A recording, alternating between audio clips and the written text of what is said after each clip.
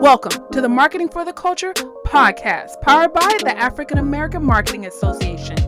Each week, we'll bring you an insightful conversation from some of the best experts in our industry on how to advance our career. Join the collective of Black marketers across the world, advancing their brand as we work towards creating a collaborative community.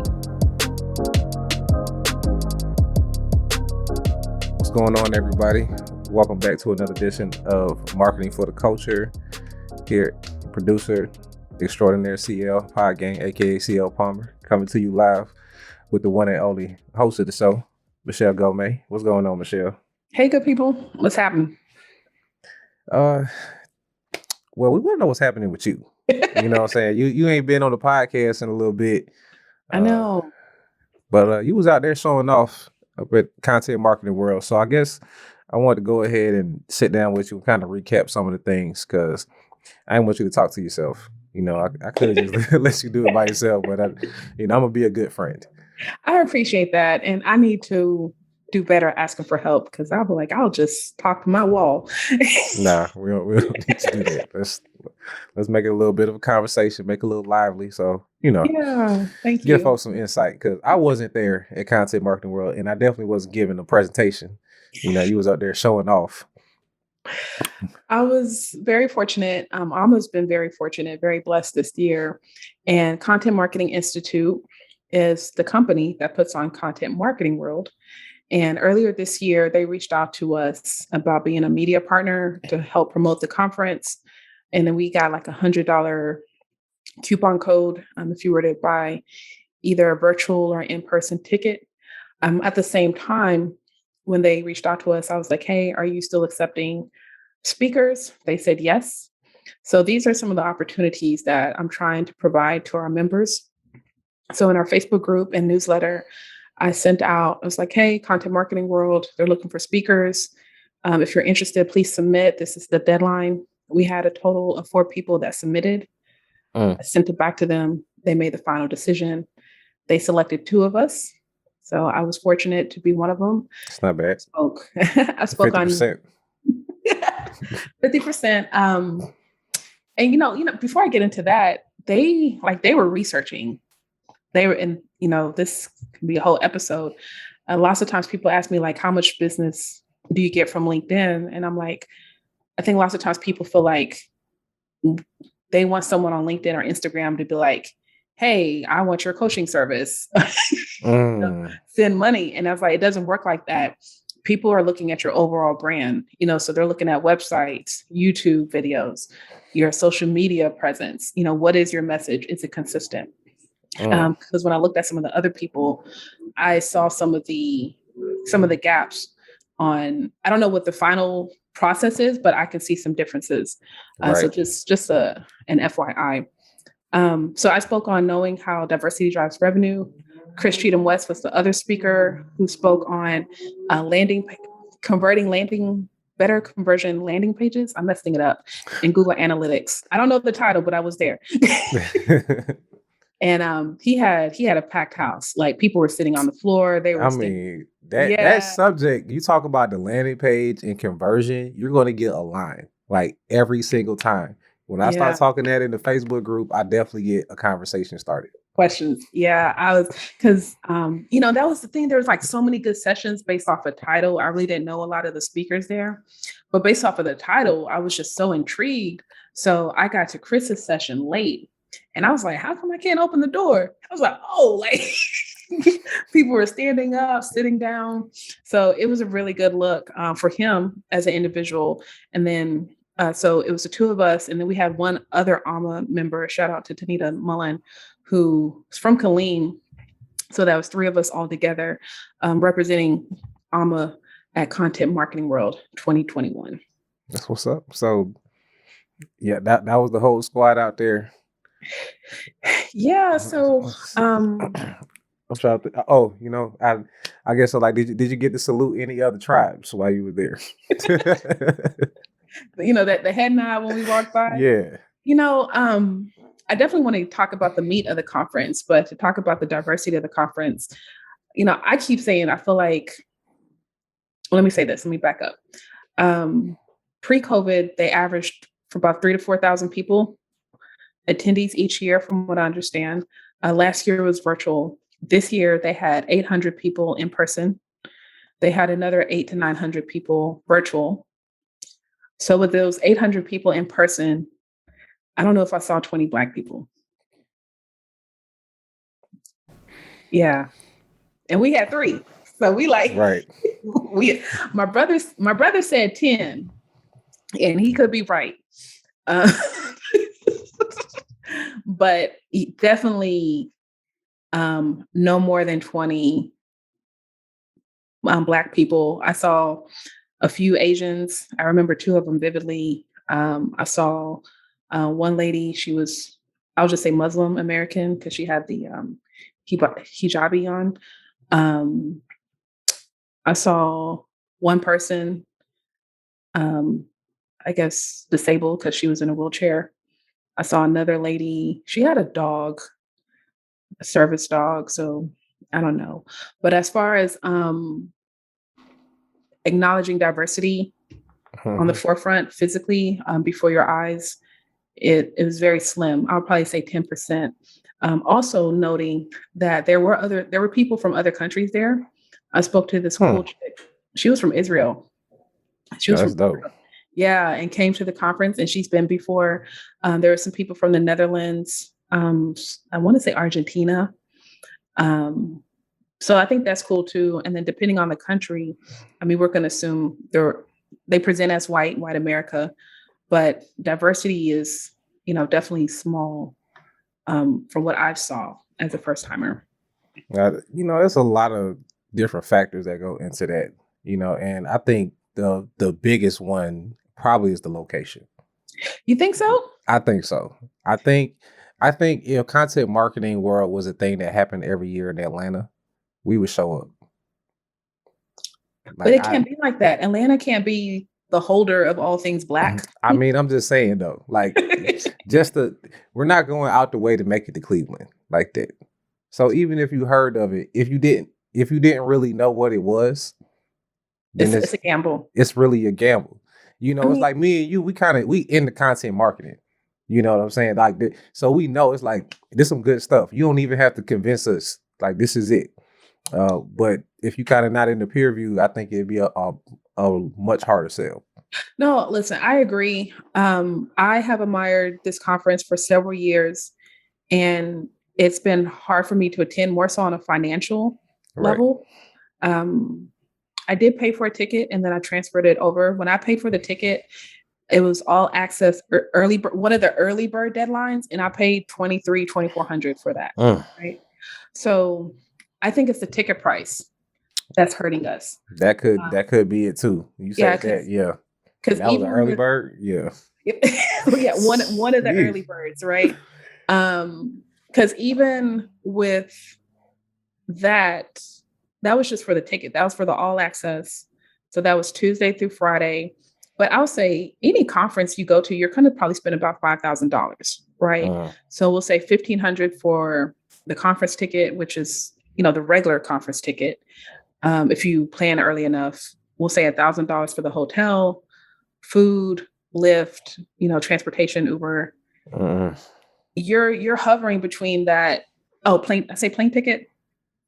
I mean, you're hovering between that $3,500 to $5,000 mark. So, and I think that's with any conference across the board.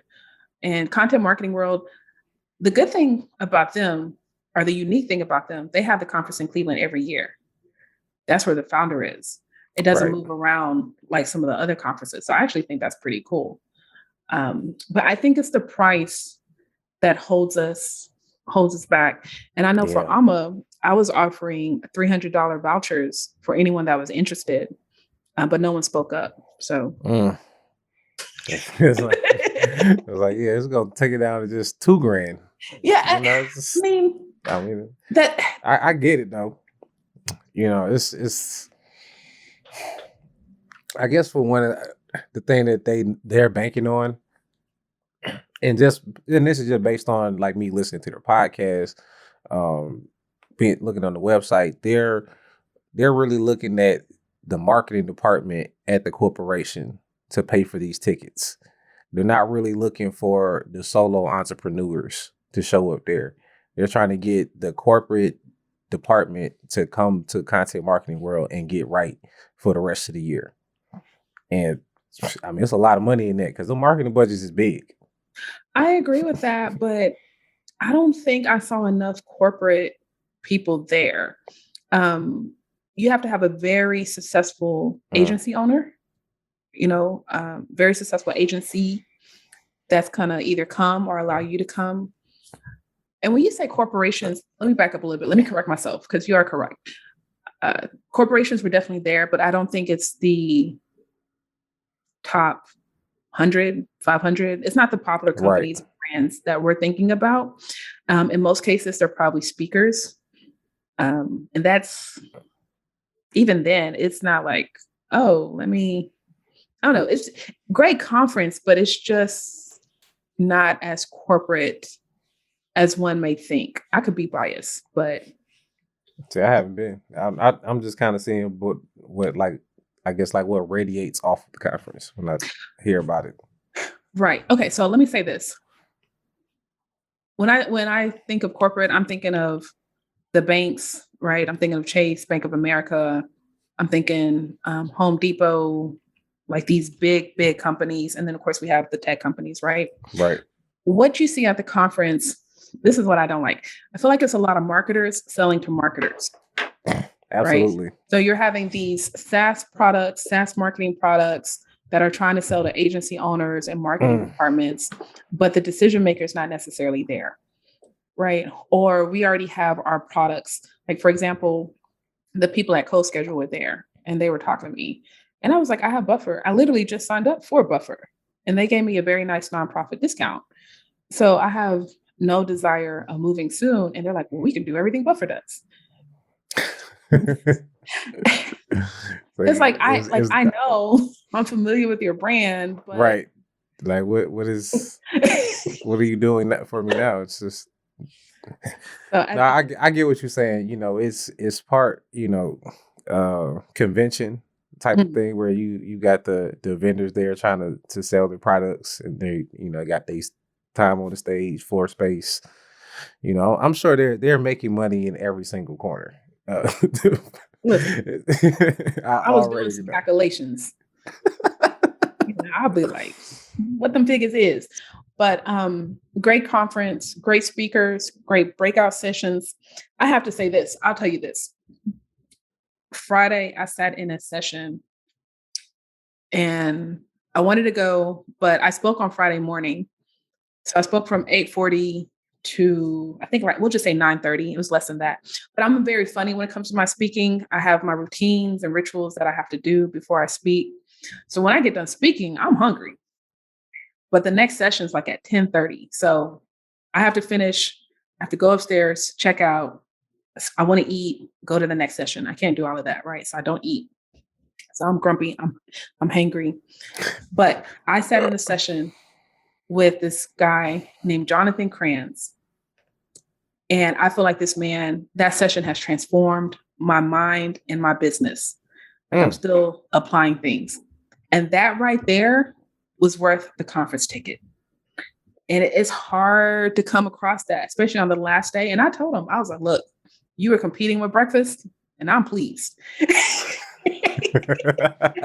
like, thank you. He's like, thank you. Because it was a 2.5-hour workshop. But that man, the way I was able to share stuff with him and he was able to communicate, like, because he's a copywriter. So he was just wordsmithing and I was writing and recording. I'm about to update my website.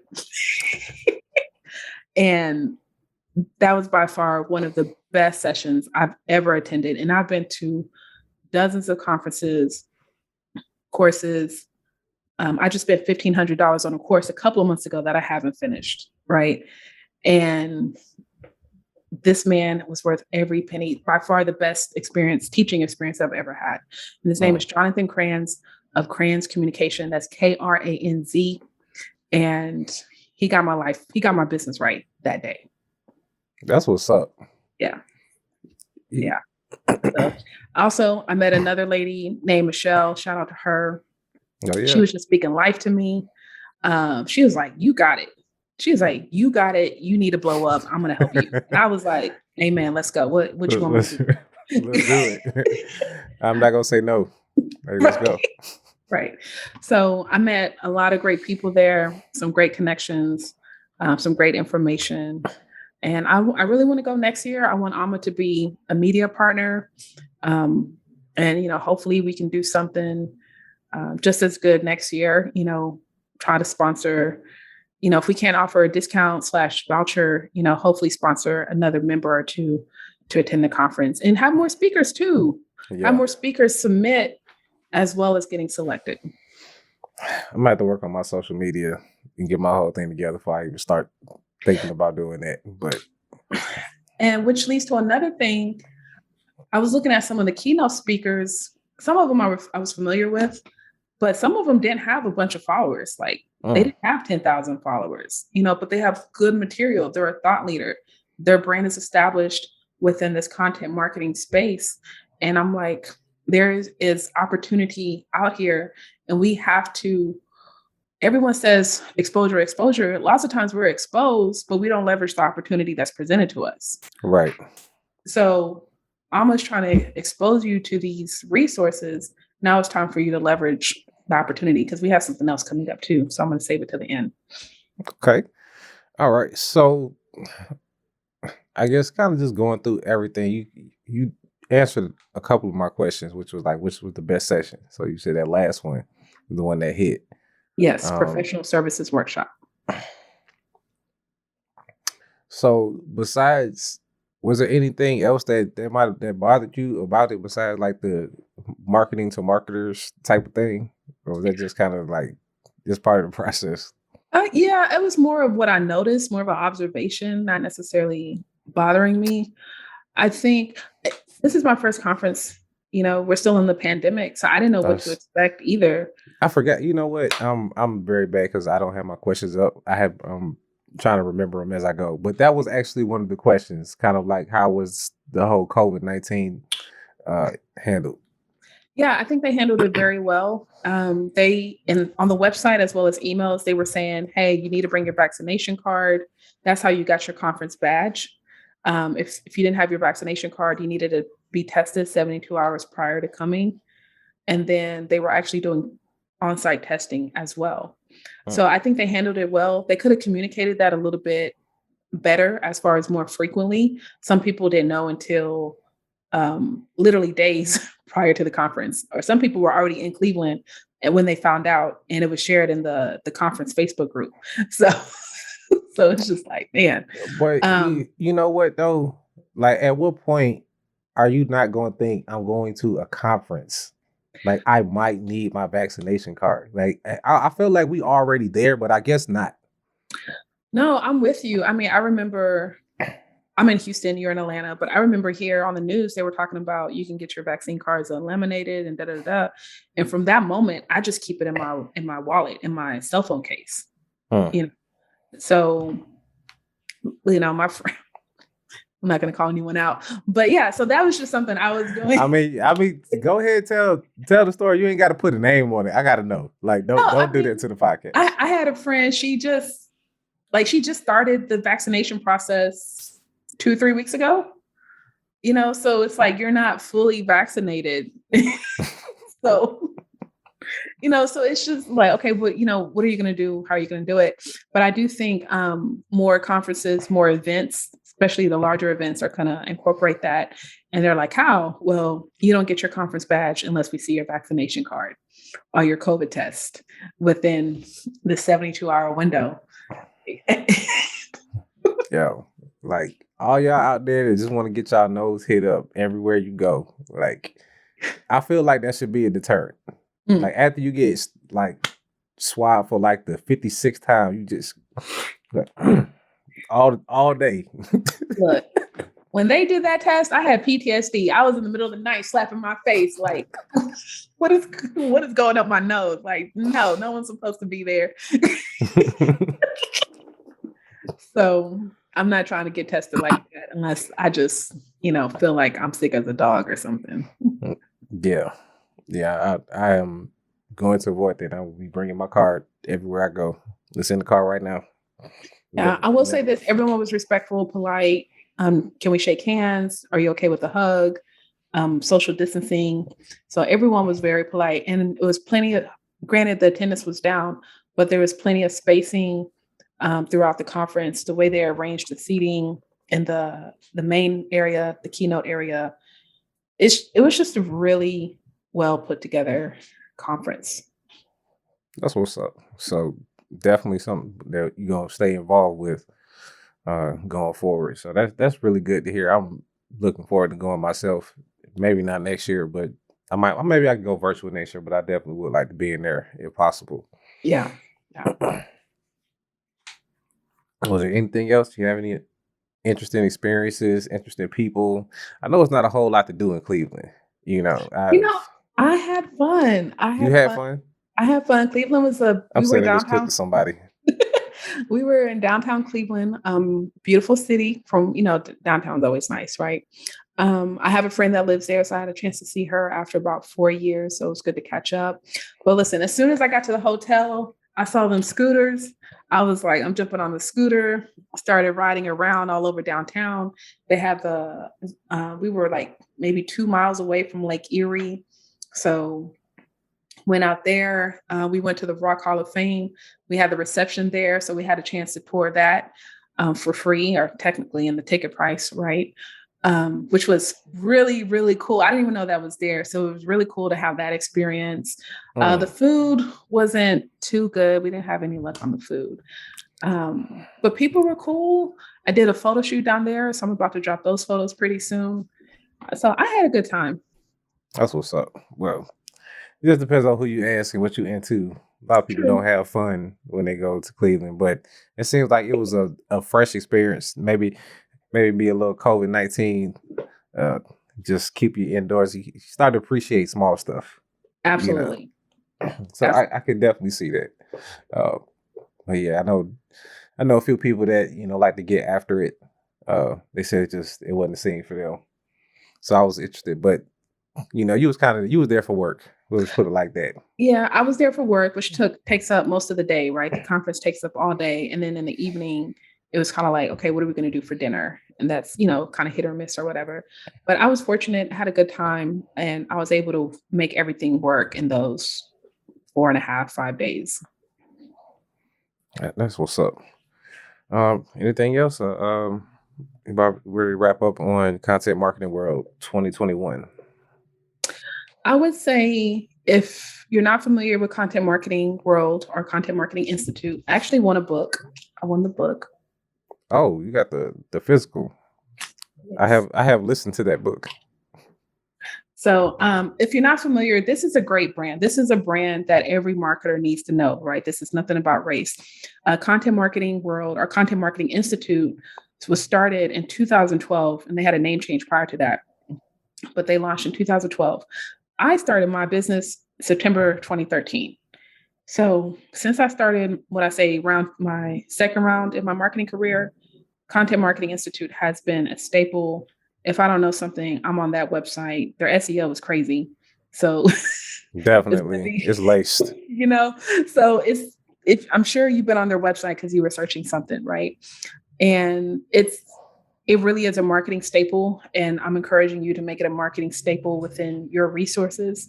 And they have webinars every week. YouTube page is legit. Like, they have so many resources that we as marketers need to be better. And I think if you want to speak, establish your personal brand now, whether it's within your company or by yourself, and, put it out there. I know I'll say this. I was supposed to go to San Diego in a couple of weeks for a social media conference or summit or whatever. And the guy was kind of like, we were on the phone, and he was like, have you talked about this before? I was like, I'm presenting at Content Marketing World in August. He was like, oh, for real? Like, the energy shifted. Right. So I didn't necessarily answer the question, right, but I was like, I'm presenting this topic before I get to you, because people recognize the brand. They realize how big that platform is. And if it's one of those things, if you're good enough for this, you're good enough for me, you're good enough for that. Right. So I would encourage people to really tap into the resource and hopefully, go to the conference next year or the years to come. No, I definitely can see that. It's a real like industry heavy brand. Like I see them come up in a lot of discussions. And I've read Content Inc. when it came out, and it's another one. He got another book too. Joe Pulisi got, but I'm definitely a big believer in the stuff that they talk about because it was kind of like ahead of its time when they was talking about it back in the day. Listen, like everything is really coming like full to fruition. Yes. So I really fool with their whole get down and their whole thought process because they got some real clarity on some of these content things. Absolutely. And right now, Joe Pulisi's big thing, and he has a podcast, but his big thing right now is the content entrepreneur. And he's talking about, how these content creators are making money, how to diversify your revenue, how to grow your audience. And, if we go back maybe 4 or 5 years ago, I mean, Gary Vee was saying everyone needs to be a media company, right? So media content, that's where we are right now. And you have to figure out what works for you. Yeah. So. Absolutely. All right. So we will definitely be seeing y'all at Content Marketing World 2022. Now you said earlier you had something else that you wanted to talk about. Yes. So while I was at the conference, the Dallas Digital Summit reached out to us and they want us to be a partner as well, right? So they're looking for promotion in order for people to attend the Dallas Digital Summit. I do want to say this. The Digital Summit is the brand, and they have the summits in different cities throughout the year. So for example, they have one in Atlanta in August. They have Tampa and some other cities coming up. However, this one in Dallas is on December 8th and 9th. And anything marketing, digital marketing, SEO, social media, they have people from Instagram. I think the former CEO or founder of Instagram, something like that, will be presenting. So once again, a lot of these big companies that we love, tech companies that we love, will be speaking there. Ticket prices are much less. Ticket prices are much less. You can get a 1-day or a 2-day pass anywhere from $500 to $700, but you can use code AAMA, AAMA, and you can get 50% off. Oh.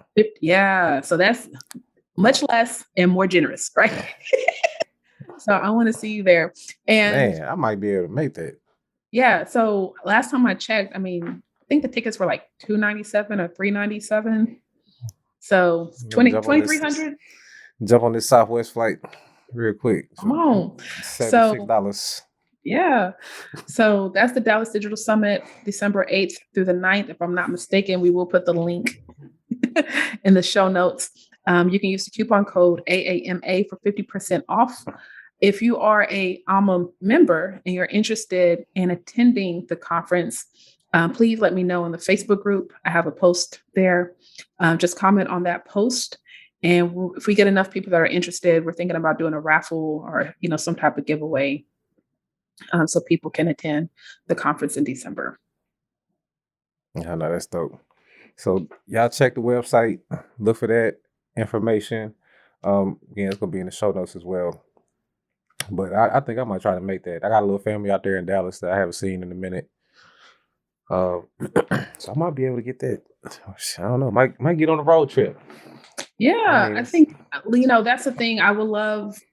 I can't be in anyone's pockets, but right. I would definitely love to have, a good size representation and, not this year, next year at one of these events and just be like, Black marketers are here. We working, And see, like, my thing is I'm probably going to come in the most Black fashion possible, which is I'm going to be coming selling t-shirts when I pull up. Like, I'm popping the trunk. And it's gonna be no. Listen, I had on my AAMA t-shirts. Tanita had on her AAMA t-shirt or whatever for at least one or 2 days. So, definitely try to represent the best we could. I think now I'm like, okay, I want to order some new t-shirts, right? Before I get to Dallas, that fresh blackness before the conference.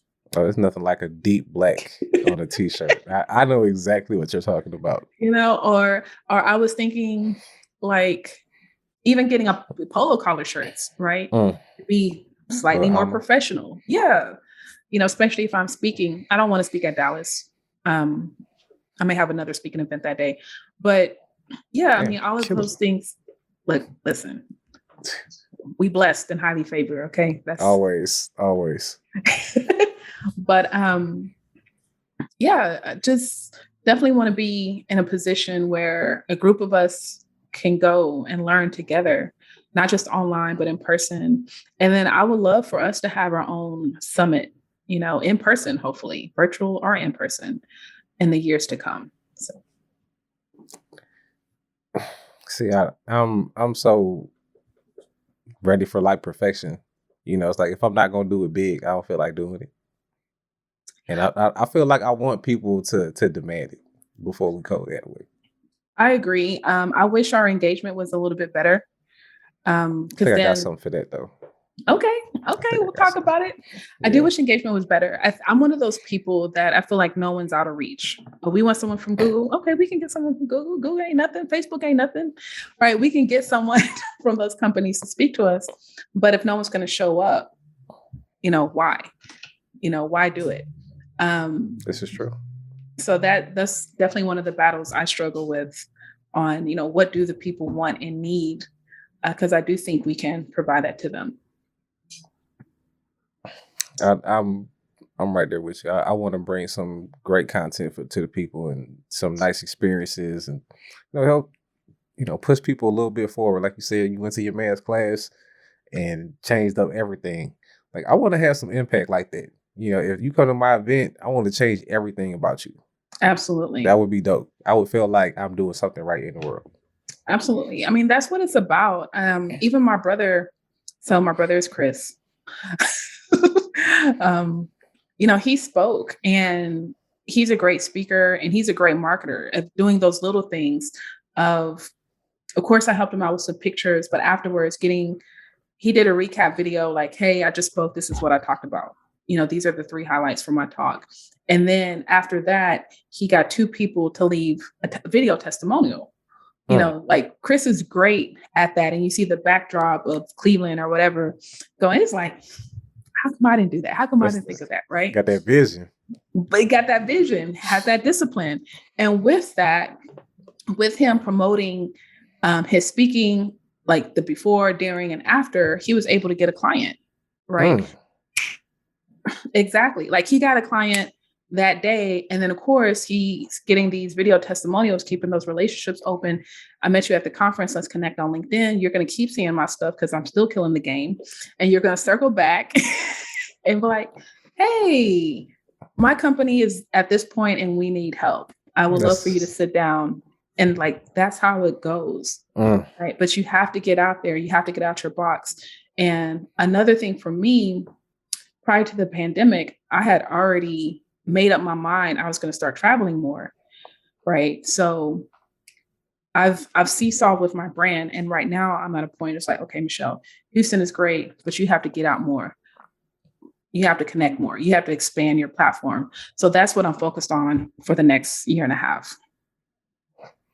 Well, I'm going to be at all these marketing conferences. Make sure you're safe. I know I'm like, you can buy some of these vaccination cards and just make sure these folk all right. But I did miss my home because, every morning and night I drink my ginger turmeric tea and I didn't have it. I think the immune system was getting a little weak. It's like, hold on now. Man, y'all in that damn turmeric. Yo, my girl got some like skin cleaner and it's got turmeric in it. And like I messed up a whole towel just trying to get it off my face. Like, come on, bro. This shit is serious. Yeah. I mean, my concoctions have some healing powder. It's doing something. I mean, like, I don't know if you like inside yellow, but it's I know. I hate it. I used to actually buy the turmeric and then I would like peel it, and now I buy the powder, so it's not as bad. Gosh, you was peeling it? Oh my God. I didn't know. I didn't know. So then I think I ordered the powder on Amazon or something. So that's how that helped. But yeah, it's messy. So I'm glad you had it. I like green tea. I'm just gonna stick to that. I'm trying to get myself off coffee, but it's tough. Yeah. So, but yeah, Black marketers, keep supporting, keep striving. Definitely, especially now in the fourth quarter. What do we need to do next year? I feel like kind of leveled things out. This was a great year in the forefront, but behind the scenes, I don't know. I know what you mean. But yeah, I mean, what do we need to do next year? What needs to be done next year?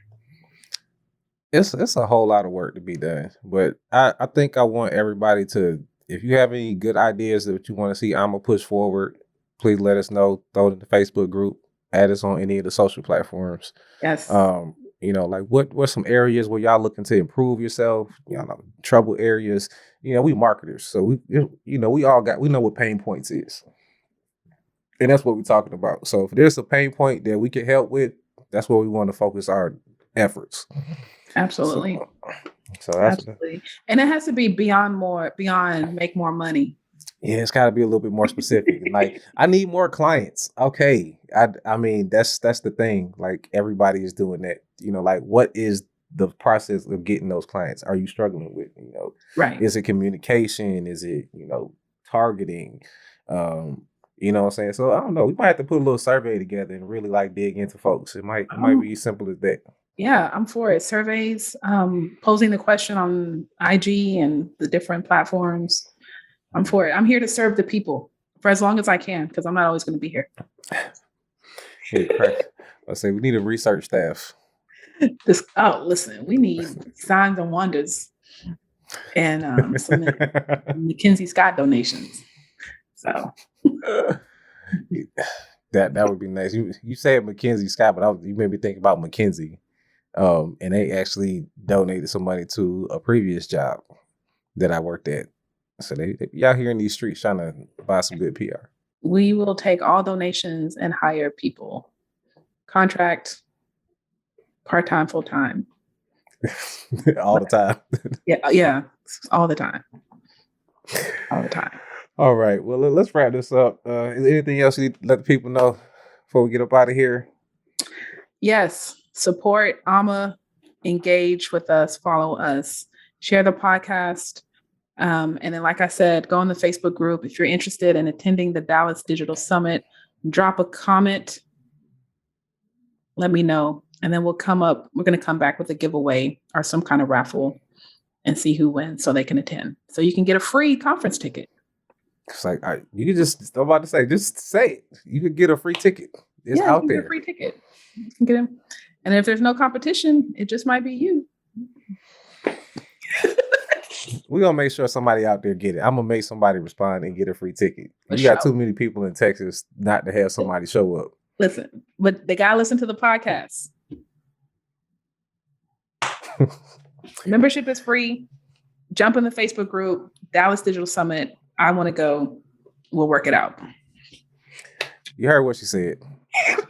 Respond and get a ticket. That's it. Yeah. That's like the easiest contest of all time. I'm not even gonna lie to you. It's easier than the Squid Game.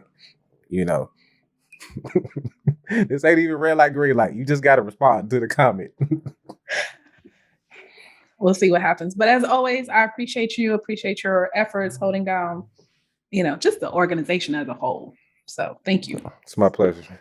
All right. With all that said, I'm going to go ahead and get to my slaughter kids. I've got several at the home today.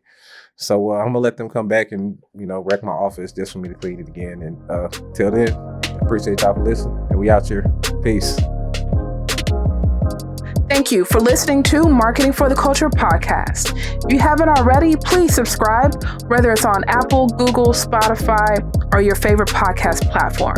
And of course, our videos are on YouTube. If you have a moment, feel free to give us a rate, review, or just comment.